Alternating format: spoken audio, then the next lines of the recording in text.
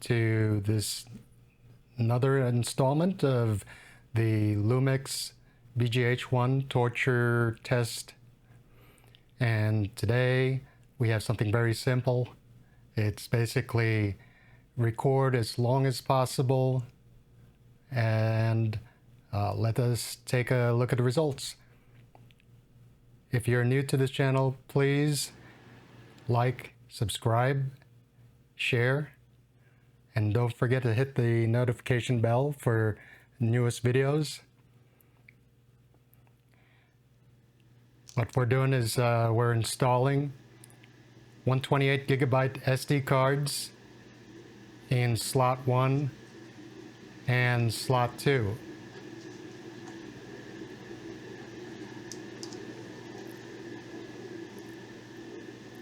So we have a total of 256 gigabytes. They're both set up to relay. So when the first card gets full, it'll automatically switch to the next card.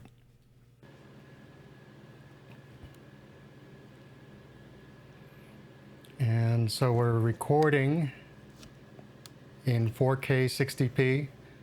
We have SD card 1 beginning the relay.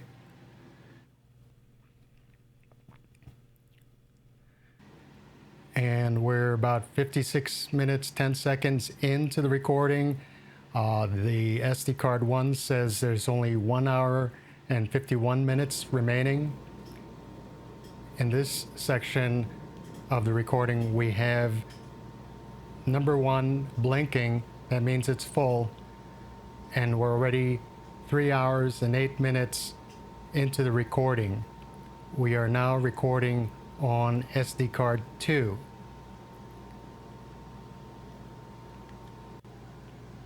Here, SD card 2 has a remainder of 2 hours 16 minutes with a total of 3 hours 22 minutes total recording on both SD card 1 and 2. Here we have 1 hour 35 minutes total recording, 4 hours 5 minutes.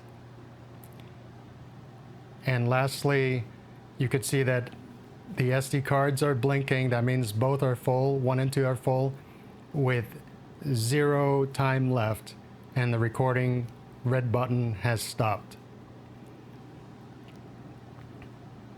We will switch over to the offloading of the material. So I will retrieve SD card 1 and 2, put that on the USB caddy, and offload the material. For all those with interest in DIT work, you'll see the exact process that will be involved. If you do DIT or a first AC DIT offloading. And so we have file 23 and 24. The first half of the SD card shows 100 gigabytes, and the second half is 20 gigabytes. So we have the file breaking off at 100 gigabytes, or the 2 hours and 23 minutes. And it takes about 22 minutes to offload 100 gigabytes. Again, DIT, please make note. This is the amount of time you'll be working with. You make your first copy, and then you make a backup of the copy direct from the source material. And then you can ask your DP if you're allowed to recycle the card or not.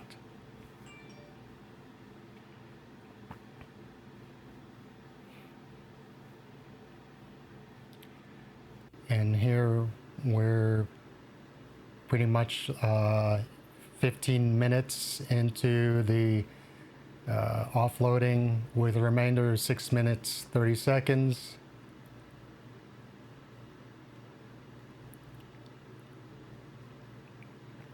You get a better idea of the logistics of offloading this material.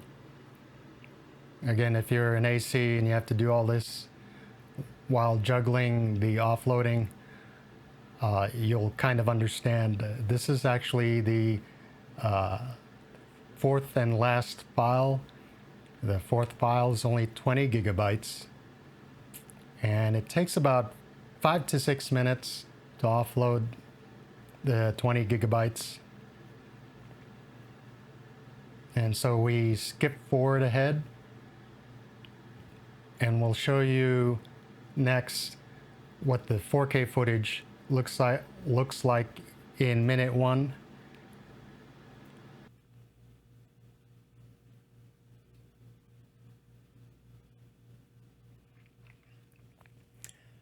So this is file 21 on SD card 1. This is file 24 on SD card 2. First file and last file. First file again, 100 gigabytes. The second file on the SD card, 20 gigabytes. And so what we have here is 4K footage, 60p, V-Log-L,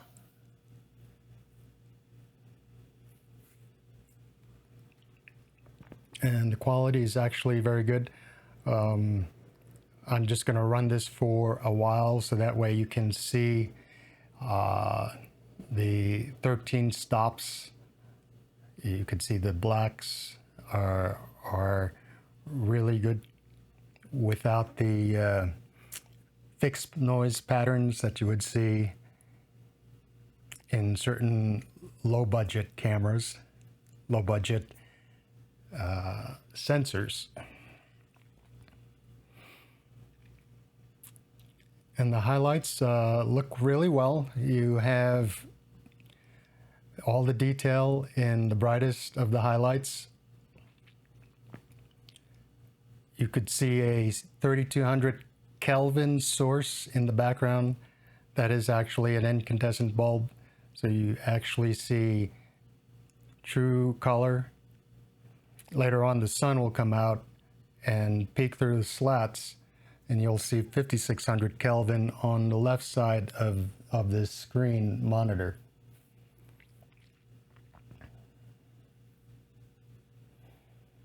And while this is recording, I will go through work that I do today.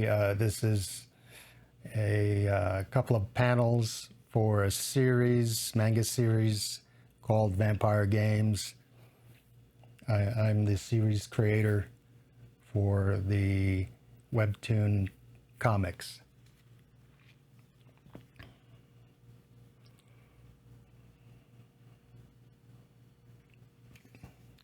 This is a simple test. It's an endurance test to see what the BGH-1 can do. I don't think there are producers out there who record 4 to 6 hours worth of footage.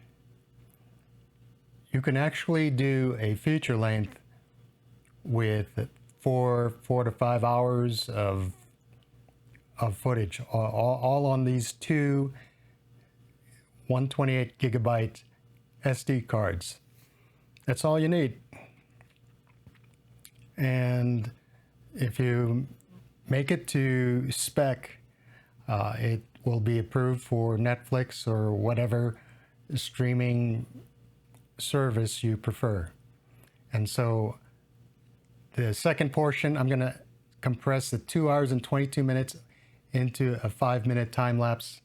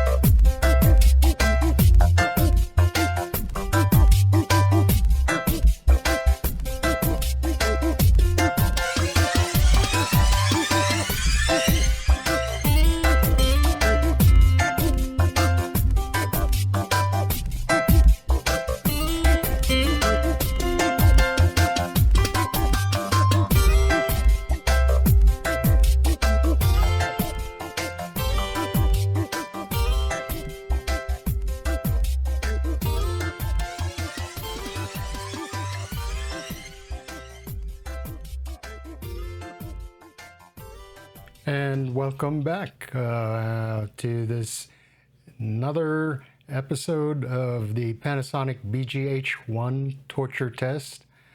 And what you're looking at here is file number 2. The first file on SD card 128 gigabyte number 1 is 100 gigabytes large, 2 hours 23 minutes long.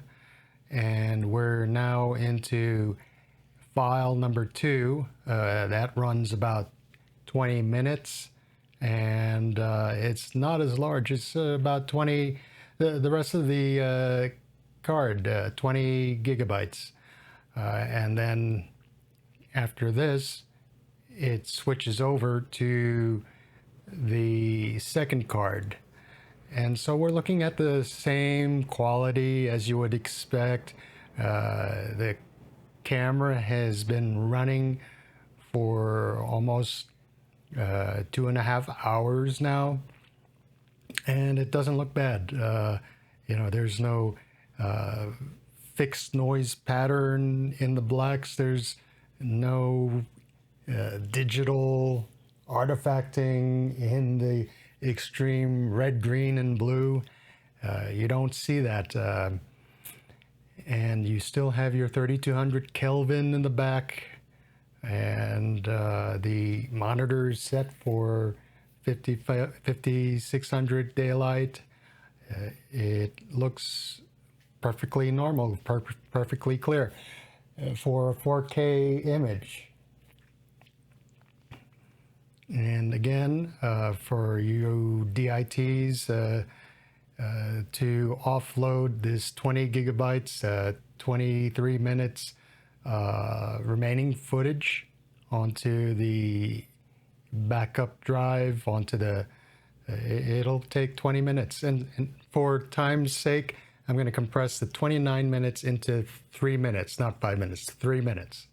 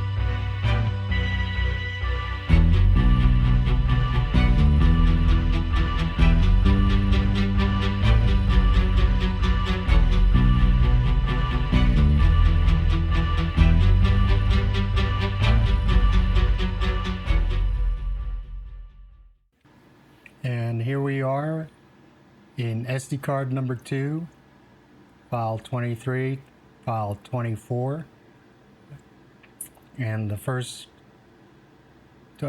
number 23 has 100 gigabytes. The second one is 20 gigabytes. What we're looking at now is the beginning of SD card 2. Again, there is no evidence of fixed pattern noise. The blacks are rich and deep. You don't have any digital artifacting with the red, green, and blue. Everything moves smoothly in 4K 60p. And you're looking at 13 stops. You have a 3200 Kelvin source on the right side. And everything's set for daylight on the screen. If you find this video useful for you, please like, share, and subscribe to support my channel. I'll be sure to bring more BGH-1 Panasonic torture tests shortly. And for the sake of time, speeding up again.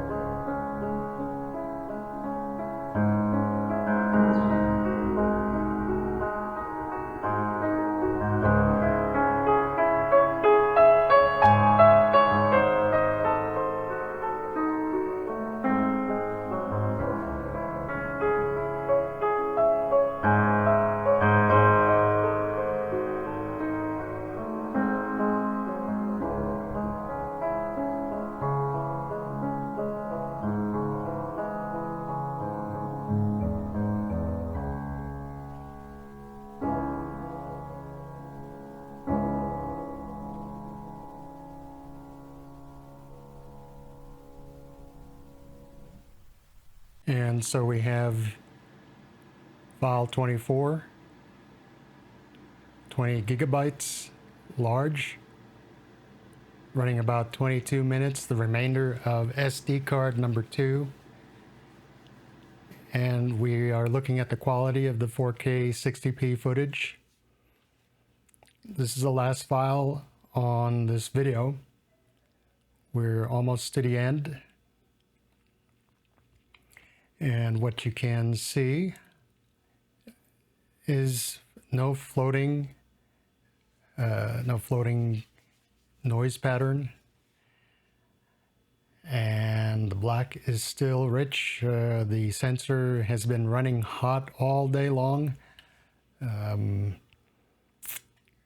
We don't have any of that digital artifacting, video noise. It's actually clean throughout. Performance has been rock solid. Right now outside it's 120 degrees and it's baking. I could do another torture test for exteriors. It would be quite interesting to find out how much heat this unit can take. But that torture test would be for another day. So far, everything looks very satisfactory, creating good footage. I will speed up the remainder of the 29 minutes, 27 seconds into a 3-minute time lapse.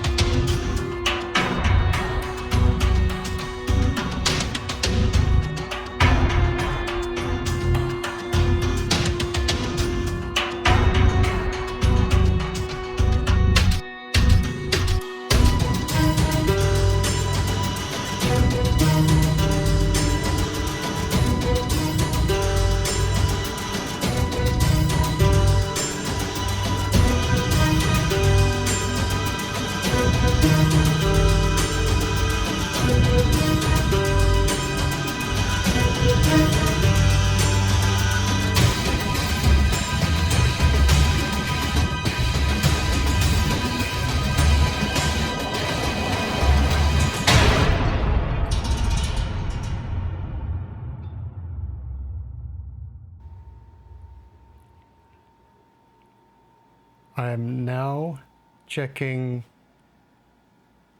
the clips where they butt up end to end. And what I'm looking for is some kind of dropout either on the video track or some dropout in the audio track where both clips meet. It's a common problem with new devices on the market where video runs fine, but at the splice, audio skips or drops out completely. And knowing the reputation of Panasonic, I don't expect loss of sync. Does sync sound really matter on these cameras? Well, the camera's able to record an audio scratch track. And if you mate on the XLR module device, you're supposed to get really excellent broadcast sound. And this is such a great camera if it can deliver broadcast audio with this XLR module. I think the sync sound is important.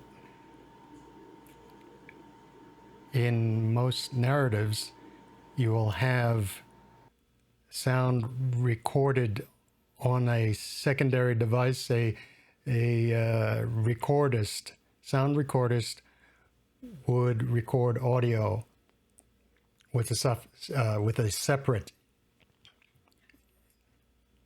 recorder. And so it's not important to have sound, but for an editor, you can use the scratch audio because it has a built-in onboard mic and it comes in very handy. In a future episode, we will investigate the Lumix Sync app and run it through its paces. And so far, I managed to download the app for Apple iPhone. What you're seeing is the actual screenshots from the iPhone. And it works quite well. Surprisingly, I was kind of surprised. It works well. And this is actual footage from the screen. You can control the SD card, you can control the recording, you can control the shutter speed and the ISO. You can choose auto exposure and daylight balance. And this is the app on Google Play. So you can download that to your Android device as well. Here you have an NVIDIA tablet and you can see it looks really good. And we'll give that a test drive. So thank you for looking at my channel and hopefully we'll see you again.